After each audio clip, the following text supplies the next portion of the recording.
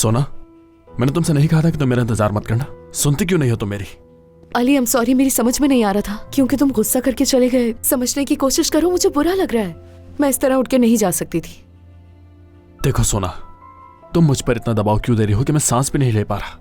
तुम घर पर, ऑफिस में, हर जगह मेरा पीछा कर रही हो, और अगर इन दोनों जगहों पर भी मैं तुम्हें नहीं मिलता तो तुम अपना मुंह उठाकर करीम अंकल के घर आ जाती हो। मैंने तुम्हें हमारे रिश्ते की शुरुआत में ही हर चीज खुलकर वाजे की थी, मगर तुम ऐसा बर्ताव कर रही हो जैसे तुम सब भूल चुकी हो। समझ नहीं आ रहा तुम ये सब क्यों कर रही हो। मेरी बर्दाश्त अब खत्म होती जा रही है, लेकिन तुम हो कि मुझे सुकून से रहने ही नहीं दे रही हो।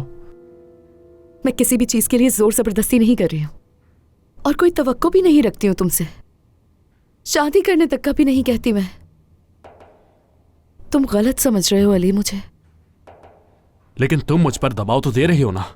मैंने तुम पर भरोसा किया था सोना, और तुम यहां बैठकर देखो मुझे इस तरह की हरकतें करके मजबूर कर रही हो।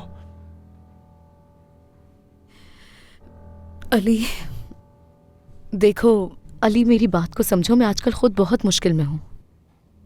अदरवाइज मैं कभी भी उठकर इस तरह तुम्हारे ऑफिस ना आती और तुम्हें इस परेशानी में न डालती।